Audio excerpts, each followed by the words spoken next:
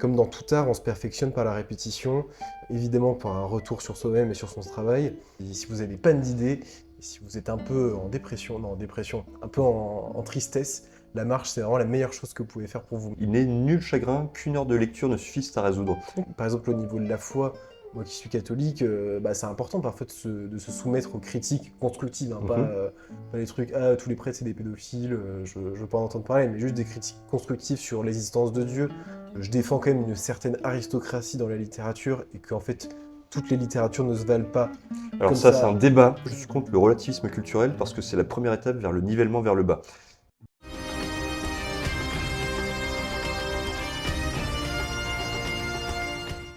Et bonjour à tous et bienvenue pour ce nouvel épisode de Kiri Littérature. Aujourd'hui, j'ai le plaisir et l'honneur de m'entretenir avec Cyriac Vachette.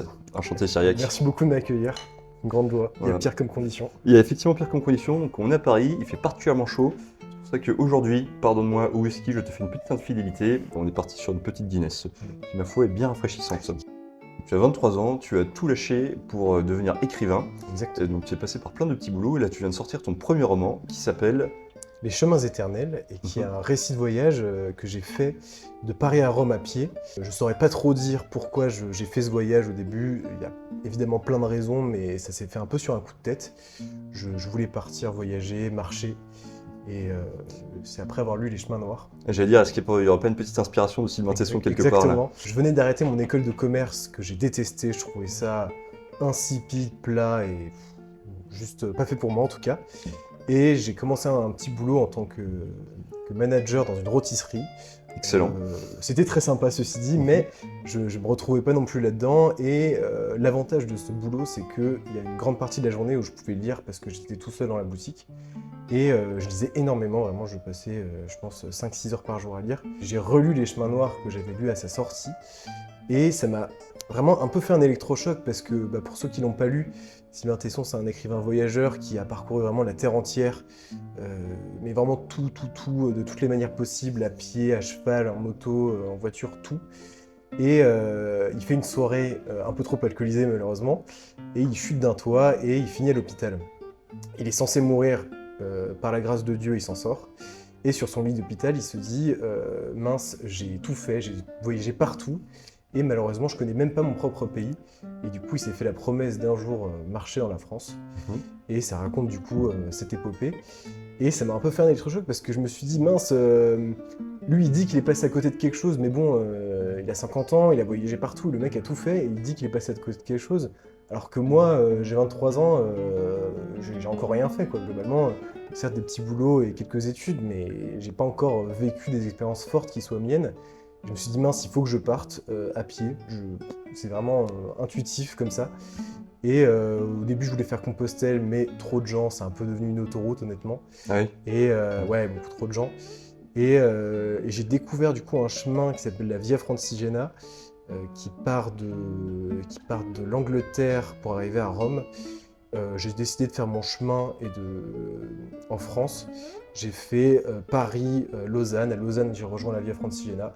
Et puis après, jusqu'à Rome à pied, tout ça tout seul. En combien de temps? En 2 mois. Je suis parti le 4 mai et arrivé le 4 juillet 2025. Et c'était phénoménal, mais comme on peut s'imaginer, livré à soi-même, des milliers de rencontres, dans les bars, partout. C'est un bouquin forcément qui est un peu intime, parce que je m'y livre tout, et surtout ma relation avec Dieu, et aussi avec l'alcool, qui est quand même assez présente, il faut le dire, dans le bouquin.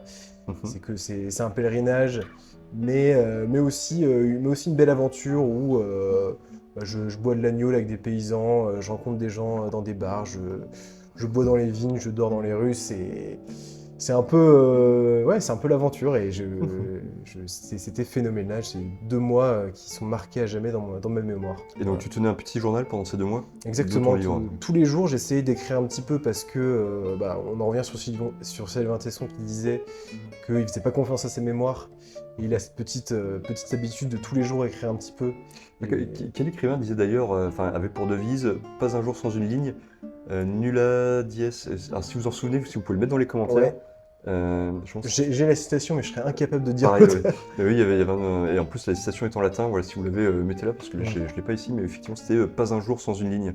Voilà, où tous les jours effectivement écrire un petit peu aussi. Et je trouve que notamment sur des expériences comme ça, c'est hyper intéressant parce que il se passe tellement de choses, on vit tellement.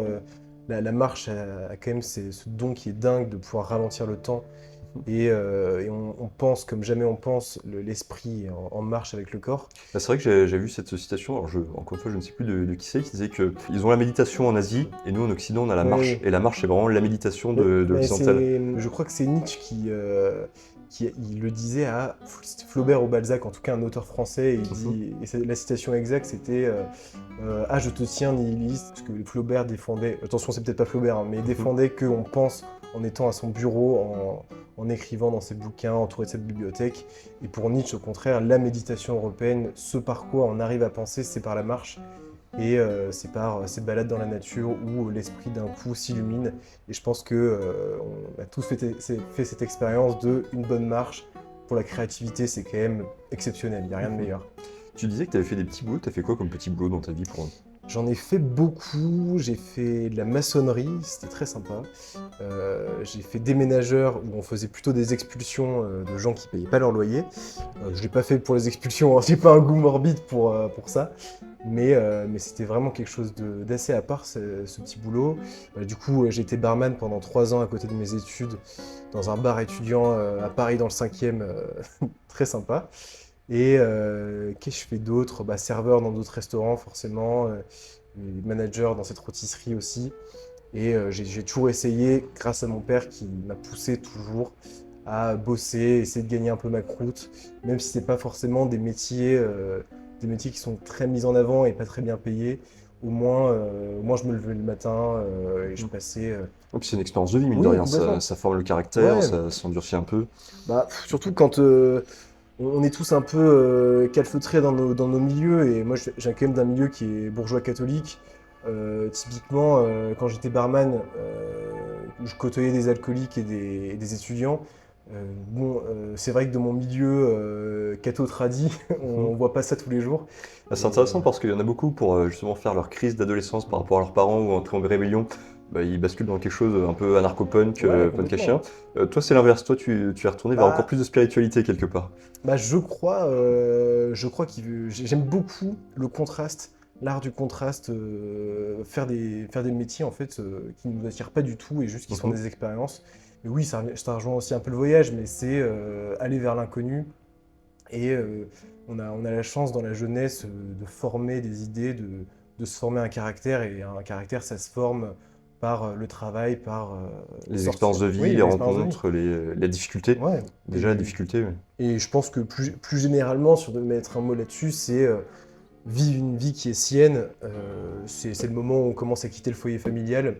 Il faut, je pense, alors après j'ai 23 ans, c'est un peu orgueilleux de dire ça, mais je pense vraiment qu'il faut, il faut se mouiller les pieds parfois et sortir de sa zone de confort. C'est fait très développement personnel, mais c'est assez vrai Bah, c'est malheureusement. intéressant, c'était ce que disait Quentin Gommel qui était passé sur la chaîne, qui lui, bah, donc, il a fait de la philo et ensuite il s'est engagé dans la Légion étrangère Ouais, ok. en tant qu'officier. Enfin, il s'est engagé dans l'armée, puis il a atterri à la Légion étrangère. Et lui, bah, c'est un peu cette même démarche qu'il animait, à savoir devenir homme en se confrontant à la difficulté, à ses Absolument, ouais. faiblesses, à ses limites. Et surtout à la solitude, ça c'est quelque chose pour le coup plus propre à la marche. Mais forcément, quand vous marchez en silence pendant des heures et des heures sur des kilomètres et des kilomètres, vous allez vous confronter à vous-même. Et ça n'a pas du tout ce côté néfaste que je reproche à beaucoup de penseurs de bureau de plonger en soi-même et un peu de se complaire dans une sorte d'intellectualisme, d'idéalisme assez abstrait. Et pour le coup, sur la marche, c'est pas du tout le cas. Certes, on est dans nous-mêmes, on est dans nos pensées, mais la nature, le mouvement et la solitude ont vraiment quelque chose à la fois de troublant, parce que ça fait bizarre dans notre quotidien. Aujourd'hui, on est toujours dans le bruit, toujours avec de la musique, des conversations. Des réseaux nocturnes, sociaux, exactement. l'envie d'être sur le portable. Et en fait, c'est vrai que les premiers jours sont assez violents, parce que t'es T'avais en ton téléphone silence. avec toi ou pas? J'avais mon téléphone, mais je l'utilisais presque jamais. Je faisais quelques photos et encore. Et non, en fait, c'est troublant, tu passes des journées tout seul, tu rencontres des gens, bon, il y a de belles discussions, mais globalement, t'es quand même assez tout seul, et surtout les nuits de bivouac le soir, près de ton feu, c'est vrai que c'est une confrontation avec soi-même qui peut être un peu violente, mais qui est ô combien bénéfique et belle, franchement, et d'où l'intérêt d'ailleurs d'écrire, parce que le soir, après une rude journée où il y a eu 1000 idées, 1000 choses, c'est quand même le temps de les consigner, et c'est vrai que la solitude et le silence, il y a forcément une dimension spirituelle, monastique aussi là-dedans, mais c'est vrai que ça forme une vie intérieure qui est assez solide, je pense. Et je sais pas si c'est en revenant de ton périple que tu t'es lancé sur les réseaux sociaux. Alors c'est pas tout juste après. Juste après, j'ai repris des études. Ça a été une grande erreur parce que j'aurais dû ne pas les faire. C'était pas fait pour moi. J'ai fait un master. J'ai commencé du moins un master de philosophie et esthétique, de philosophie de l'art. Ça m'a pas plu du tout et en fait je me suis dit pourquoi t'as fait ça, c'est débile, vraiment ça ne me servait à rien. C'était un peu le moment où je me suis dit écoute, tu t'es confronté à toi-même, t'as réussi à sortir de ta zone de confort, bah, en fait fais-le jusqu'au bout et en fait arrête les études si ça te plaît pas. Et du coup j'ai arrêté, je suis reparti dans ma rôtisserie et j'y suis pas resté très longtemps et en parallèle je m'étais lancé sur les réseaux sociaux parce que je voulais surtout vendre mon livre et au début c'était vraiment ça, on en parlait tout à l'heure, c'est que j'avais pas du tout de passion pour les vidéos, pour écrire des concepts, etc. C'était pas trop mon truc. Et finalement, faut croire que ça a un peu pris, qu'il y a une petite effervescence quand même. Et en fait, aujourd'hui, j'aime beaucoup ça, globalement, et j'aimerais bien. T'as pris goût Ouais, beaucoup. Et comme toi, j'aimerais bien faire quelques vidéos sur YouTube, quelques documentaires et autres interviews. Et ouais, ça va faire 3 mois que je me suis lancé. Et c'est une belle aventure, franchement. Il y a un côté vraiment intéressant dans le sens où tu fais tout de A à Z, l'écriture, les idées, le tournage, la partie technique. Enfin, c'est à 1000 métiers en un. Et même, je pense que le simple fait de se montrer à la caméra pour la première fois, il y a quelque chose vraiment de pas naturel du tout. Oui, Et, ouais, je pense que tu seras d'accord avec moi, mais en fait, je boudais au début je boudais ces métiers-là de YouTube, etc. Mais en fait, il y a un vrai aspect créatif c'est quand même des idées que tu fais rentrer dans de la matière. Et j'irais pas jusqu'à dire que c'est artistique, mais quand même, t'as de la création qui nous fait toucher à beaucoup de choses. Et je trouve ça assez épanouissant finalement. Complètement. Et même, il me semble que c'est le pape François qui avait dit quelque chose du genre on vit à l'époque d'Internet aujourd'hui. Enfin, vous avez un outil de communication incroyable, servez-vous-en. Donc, c'est vrai que ce serait dommage de ne pas s'en servir pour en plus quelque chose de noble, la littérature. On voit tellement d'influenceuses qui vendent des produits de beauté ou des crèmes d'hémorroïdes. Pour toi que tu essaies de faire un contenu un peu rafraîchissant intellectuellement, faut en profiter. J'ai pas prévu de vendre une formation pour devenir millionnaire grâce au training, donc a priori ça va. Mais non, mais c'est vrai qu'on a besoin quand même de parler un peu du beau. C'est vrai que le problème des réseaux sociaux, c'est que c'est des vidéos courtes, donc forcément, on va jamais jusqu'au bout des choses, et c'est bien justement qu'on ait ce genre de concept un peu plus long. Tu vois, je me suis posé cette question, est-ce qu'on critique le problème, les vidéos courtes? Est-ce que nous-mêmes, on ne devient pas partie du problème à faire aussi des vidéos courtes? Alors certes, sur des sujets qu'on espère un peu plus intellectuellement stimulants, mais à la fin, on reste quand même à proposer une vidéo de courte de plus que quelqu'un va scroller sur son téléphone, quoi. C'est une bonne question, mais en même temps, s'il n'y avait pas tout ce contenu un peu, comment dire, intellectuel, c'est un peu orgueilleux de le dire, mais disons intellectuel, c'est vrai que les réseaux sociaux seraient quand même bien pire que ce que c'est aujourd'hui, quoi. Parce que ce que j'essaie de me dire, c'est qu'à la fin, est-ce que déjà quelqu'un qui regarde ma vidéo, est-ce qu'il aura peut-être appris un petit quelque chose ou il y a des vidéos que je fais vraiment de pur loisir. J'avais fait une espèce de petit, comment dire, de petite imitation parodique d'ASMR. Oui, j'ai vu. C'est sûr que le Pax, s'il va regarder ça, il aura rien appris. Ça l'aura fait un petit peu sourire, etc. Ce sera tout ça. Mais oui, est-ce que je peux proposer quelque chose d'original qui apporte un petit quelque chose aux gens? On peut se faire rire aussi, hein. J'avais beaucoup aimé tes vidéos. Je pense qu'il y a une bonne utilisation des réseaux sociaux, mais évidemment trop, t'as un bruit constant dans ton esprit qui t'empêche d'avoir des idées saines et une vie intérieure riche. Et globalement, de manière générale, je pense qu'on sera d'accord pour dire que trop de réseaux sociaux tuent la vie intérieure. Et toi, tu fixes des règles sur les réseaux sociaux? Malheureusement non. J'essaie de me limiter le matin, de limite pas du tout toucher et de l'ouvrir à peu près à 11h. Le problème c'est que quand je me suis lancé sur Instagram, très vite j'ai reçu beaucoup de messages, beaucoup de commentaires, etc. Et au début je me mettais un point d'honneur à tout répondre. Et en fait, mais ça prend une énergie qui est folle. Et en fait, je m'attendais pas du tout à ce que ce soit si néfaste pour soi en fait. Parce que on a toujours ça qui trotte dans notre tête et après on pense qu'à ça et pour avoir une création après qui est pure dans l'écriture ou autre, c'est pas Bah, totalement. surtout que l'écriture, c'est comme toute vocation. Enfin, si tu veux être bon, il faut en faire tous les jours, tout Ouais, le temps, tous les ne jours, ouais. penser qu'à ça, être limite obsédé par ça. Et tu peux pas être obsédé de deux choses à la fois, et les réseaux Ouais. sociaux et l'écriture. Il faut que le réseau social reste vraiment un moyen. Je me suis fixé comme limite, la seule habitude que j'ai, c'est que j'écris toujours tous les matins sans rien avoir, même pas mon téléphone, je le touche même pas. Et j'écris au moins 1000 mots, Ah, c'est pas ce mal. qui prend environ 1 à 2 heures. Et en fait, après, au moins j'ai l'esprit clair, je sais que je dois faire ça, ça me permet de m'améliorer dans mon écriture. Et Même de après, faire tes gammes, tout ouais, simplement. complètement. C'est ça. Et de Comme le répéter. pianiste qui répète son morceau, comme Exactement, et c'est Aristote qui disait que la vertu c'est un acte répété sur le long terme. Je paraphrase. L'excellence comme est ça. une habitude aussi, je crois qu'il Exactement, avait ouais. dit aussi. C'est une habitude, et comme dans tout art, on se perfectionne par la répétition, évidemment par un retour sur soi-même et sur son travail. Et c'est la première chose que je fais, c'est d'écrire. À 9 h, j'ouvre mon téléphone et là, je réponds aux messages, aux mails, etc. Mais avant tout le bruit du monde, je m'en coupe complètement. J'ai ma petite routine, je me lève, je prie, j'écris.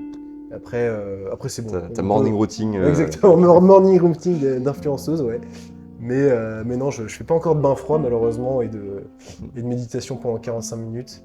Mais ça va venir peut-être. Bah, la marche, Mm. la méditation de l'Européen, c'est la marche. Exactement. C'est- Vraiment, si vous n'avez pas d'idée, si vous êtes un peu en dépression, un peu en tristesse, la marche, c'est vraiment la meilleure chose que vous pouvez faire pour vous-même, vraiment. Je pense, marche lecture, je sais plus qui disait ça, qu'il n'est nul chagrin qu'une heure de lecture ne suffise à résoudre. Ouais, je connaissais crois que pas. c'est Montesquieu. Ok. Voilà, défoncez-moi en commentaire si c'est pas ça, mais il me semble que c'est Montesquieu qui avait dit voilà, il n'est nul chagrin qu'une heure de lecture ne suffise à résoudre. Ok. Et je trouve que ça Ouais, fonctionne aussi avec la marche et de fait et avec les lectures. Ouais, génial, mais je connaissais pas cette citation. Qu'est-ce que tu publies un peu comme contenu alors sur ton Instagram? Bah, globalement, la colonne vertébrale de mon contenu reste quand même la littérature. C'est des commentaires de livres, Ouais, alors c'est des commentaires de livres, je propose des livres, j'en ai mis des critiques, j'essaie de tester des petits concepts, bah, globalement, un livre, un alcool. C'est vrai que pour l'instant, c'est la seule chose qui peine à mon contenu, c'est qu'il n'y a pas vraiment de... Ça part un peu dans tous les sens. Je travaille pas trop mes vidéos en réalité. Je me lève, je marche un petit peu et je me dis, ah tiens, mince, genre, j'aimerais bien faire cette vidéo, c'est super sympa, ça pourrait être une bonne idée. Je sors mon téléphone, mon micro, je le fais, je fais un montage très simple et c'est vrai que ça manque de travail et je suis pas du tout dans la culture ultra performante d'Instagram. Il faut choisir un bon hook, il faut qu'il y ait des plans de 3 secondes pour que... Non, j'aime faire des trucs qui me plaisent, mais du coup... Je pense que c'est important ça. Si déjà, il faut que ça te plaise à toi-même et puis que ça reste un plaisir Ouais, et que pas que tu complètement. t'imposes. Et je trouve que ça se ressent beaucoup dans le contenu, les personnes qui créent et ça les passionne et qui sont pas là juste pour vendre quelque chose, ça se ressent tout de suite, je pense. Et je fais des vidéos qui me plaisent, j'aimerais bien les travailler un peu plus maintenant que j'ai un peu plus le temps pour ça.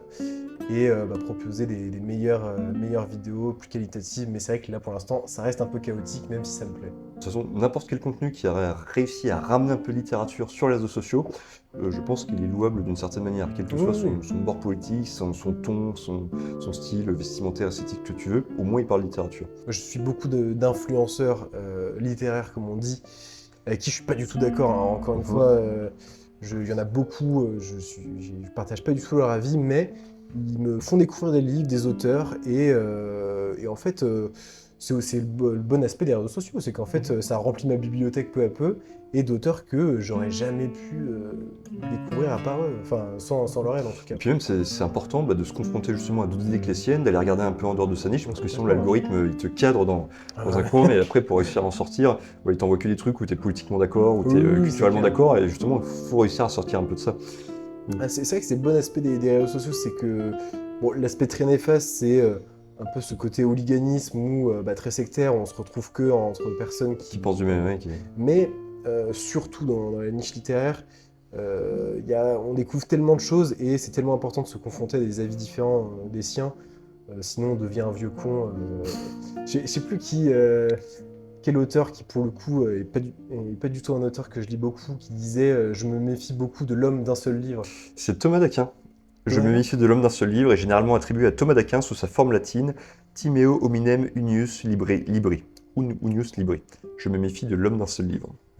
Tu sais, pourtant, l'attribution n'est pas totalement certaine, les plus anciennes... bon. On n'entend qu'un seul son de cloche, malheureusement on s'enferme sur nos idées et c'est pas forcément mieux. Ça veut pas dire qu'on est obligé de changer d'avis et que nos avis, si on veut se chevronner à une idée qu'elle est mauvaise, mais ça nous raffermit.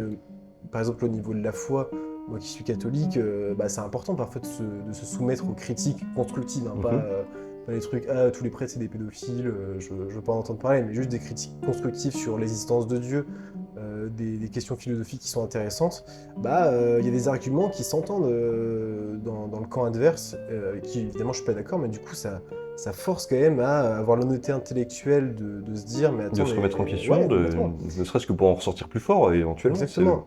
Et je pense que sur les réseaux sociaux, moi, c'est vraiment ce que j'en tire le meilleur de moi d'avoir lancé des vidéos, c'est qu'il y a des gens qui sont pas d'accord et on a quand même la chance, en parlant de littérature, de pas avoir à faire un public d'imbéciles, vraiment.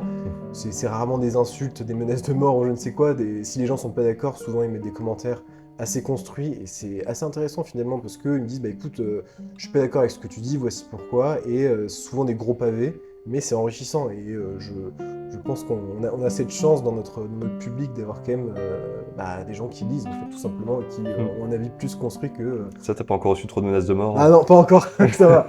Non, mais il y a des gens qui évidemment ne sont pas d'accord avec ce que je dis, il n'y a pas de souci avec ça, et on a de la chance quand même que ce soit des avis construits, quoi.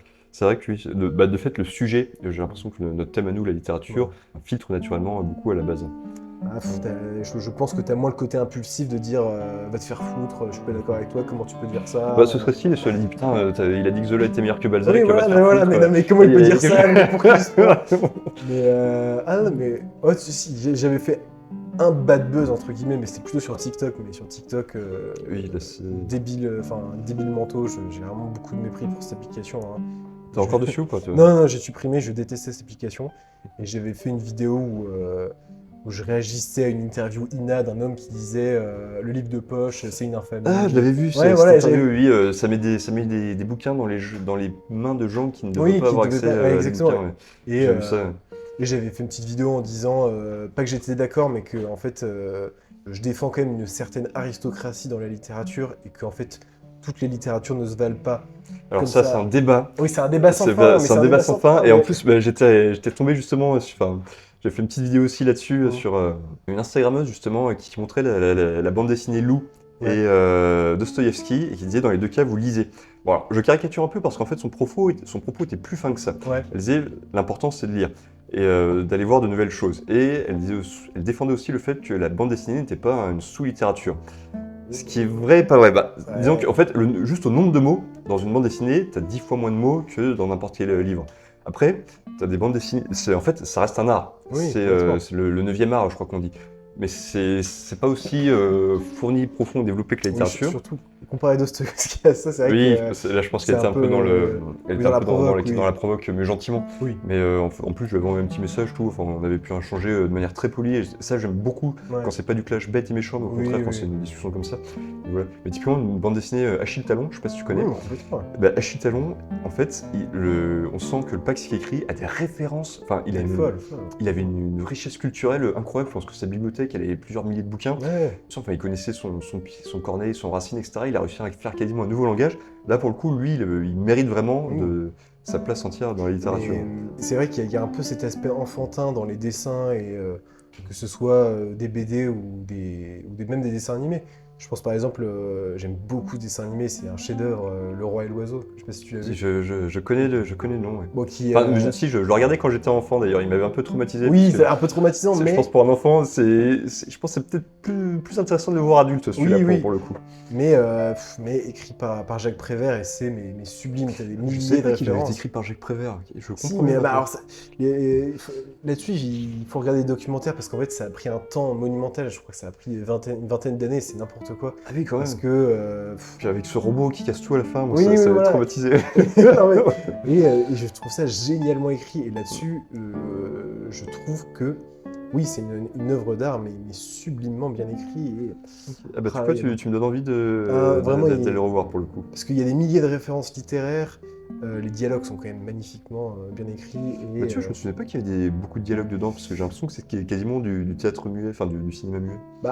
En fait, c'est plutôt les personnages sont assez bien construits parce que, quoique un peu caricaturaux, ce qui est normal, il y a quand même une finesse dans l'écriture, notamment le roi qui est en fait un peu la caricature du monarque absolu, tyran, avec une propagande folle, etc. Mais qui a un petit strabisme et qui te vit assez mal, qui peut pas se voir dans le reflet. C'est très touchant comme film et je l'aime beaucoup. Bref, tout ça pour dire que le plus important c'est de lire et je sais que ça va faire grincer des dents, mais même quand on lit La femme de ménage, bah, en fait c'est mieux que de passer 1 heure sur TikTok ou à regarder des vidéos inintéressantes sur YouTube et que dans tous les cas il faut le lire. Mais ça, après, ça veut pas dire que toute littérature se valent et malheureusement je trouve beaucoup plus de richesse dans un Dostoïevski, un Proust, un Sylvain Tesson que dans un David Fonkinos, un Frida McFadden et d'autres. Mais au moins on lit. Je pense que le plus important en fait, alors déjà je suis d'accord avec toi sur un point, moi je suis contre le relativisme culturel parce que c'est la première étape vers le nivellement vers le bas. Un autre point sur lequel je fais très attention en fait, c'est le plus important, c'est de ne pas se mentir à soi-même. Et je pense que c'est ça ce problème de tout relativiser, de dire tout se vaut, etc. Et ça peut amener des gens à se mentir à soi-même en disant bah c'est bon, voilà j'ai lu genre, un des auteurs que tu sais là comme tu dis, Funkinos, c'est bon, j'ai eu ma lecture du jour, j'en suis sorti grandi intellectuellement. Tu as lu, c'est très bien, et là-dessus excellent. Par contre, si tu dis bah c'est aussi bien qu'un Proust de Dostoïevski, qu'au demeurant je reconnais très humblement que je n'ai jamais lu en entier jusqu'à maintenant. Ça il faudra quand même que je le fasse en passer l'arme à gauche. Mais je ne me mentirais pas moi-même en me disant que ça se vaut, ouais. que ça se vaut. Et de toute façon, même dire que tout se vaut, en fait, c'est manquer d'esprit critique, c'est manquer de finesse. Mais oser dire qu'il y a du supérieur, c'est pas... Je me souviens qu'il y avait Michel Onfray qui avait fait une vidéo sur le crayon en disant que il y a des sous-cultures qui existent. Je trouve... Alors, franchement, Onfray, j'ai un peu de mal avec lui parce qu'il a toujours en tant que catholique, j'imagine. Oui, il a toujours cet aspect un peu pédant quand il parle et forcément, t'as un peu envie de lui foutre des tartes. Non, mais c'est vrai.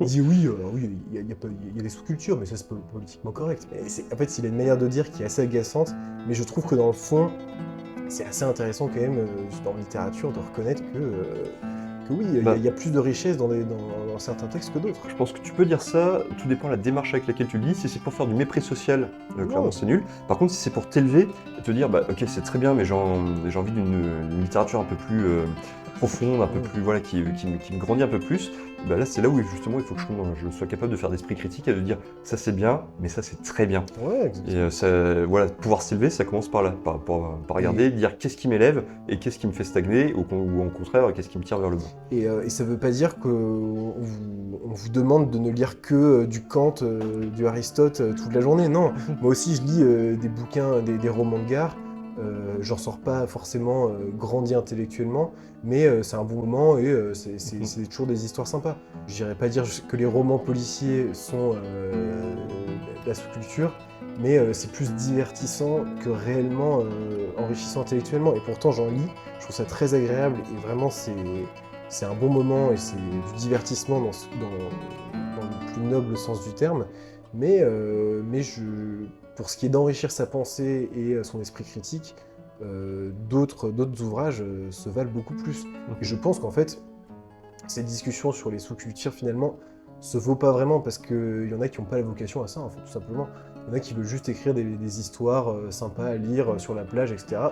Et en fait, ils sont pas là à vouloir réinventer un système philosophique, à inventer de nouveaux concepts. Non, il y a aussi un aspect divertissant, en fait, tout simplement, juste on aime ça, quoi. C'est terrible parce que je crois que c'est le grand drame de la vie de Sant'Antonio, si tu connais Sant'Antonio, qui faisait justement des romans de gare. Alors c'est très sexuel, mais par contre il y a un argot dedans qui est absolument incroyable. Enfin, il a quasiment réinventé la langue française en mode audiard à lui tout seul.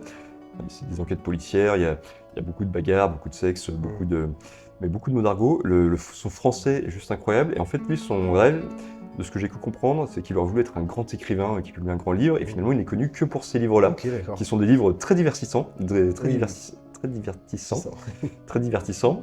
Mais qui est ramené, il sera ramené toute sa vie, et il a écrit les San Antonio, qui est un peu du roman policier et tout. Alors que, en fait, quand tu lis ces bouquins, mais c'est une claque littéraire, enfin, c'est dans toutes les figures de style, métaphores, comparaisons, images, couleurs, c'est absolument incroyable. Mais contentons-nous parfois de lire ce qui nous plaît, et il n'y a pas de souci, je trouve, à lire des bouquins sympas juste sur la plage, hein, honnêtement. Franchement, Bah, moi sur la plage, en tout cas, j'en donne pas la critique de la raison ou tu vois, vraiment. le grand malade. Le grand fou, vraiment. Ah non, là, Par 50 degrés à l'ombre. Ah ouais, il y a un gros du philosophe corps allemand là, bien violent. Ah, t'as l'horreur. Qu'est-ce qu'on boit en lisant un philosophe allemand? Qu'est-ce qu'on boit en lisant Kant? Oula, on boit beaucoup trop pour lui. Là, alors, Je pense qu'il faut éviter de boire parce que vu le niveau de concentration que ça requiert, il faut avoir vraiment toute ton énergie.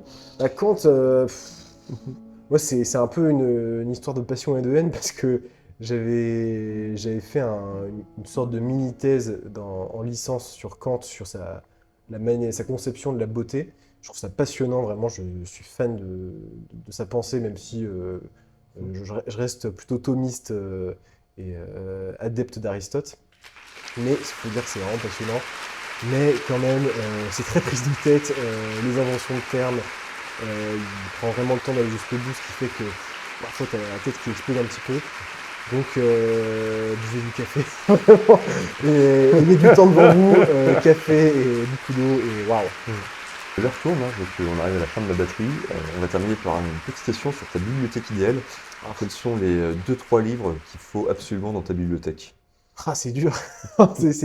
Spontanément, comme ça, bam, à froid. Spontanément, je dirais Cyrano de Bergerac parce que beaucoup trop Solide. beaucoup trop solide, beaucoup trop beau. Vraiment, toutes les tirades sont beaucoup trop connues et je suis amoureux de cette prose. Vraiment, c'est fabuleux.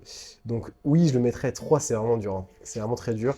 Je mettrais l'Éthique à Nicomaque d'Aristote parce que c'est vraiment dans la définition du bonheur et de l'amitié, je trouve que personne ne fait mieux que lui. Et en fait, le problème d'Aristote, c'est qu'on ne peut pas lui reprocher d'être dans l'excès. C'est toujours le philosophe de la mesure, des discours bien amenés. Et en fait, t'es là, bah mince, le mec est trop fort, c'est dommage. Donc l'Éthique à Nicomaque, parce que c'est génial. J'hésite entre le rouge et le noir, parce que c'est un bouquin qui m'avait immensément plu. Enfin, en même temps, un Balzac, mais c'est trop dur, trois bouquins.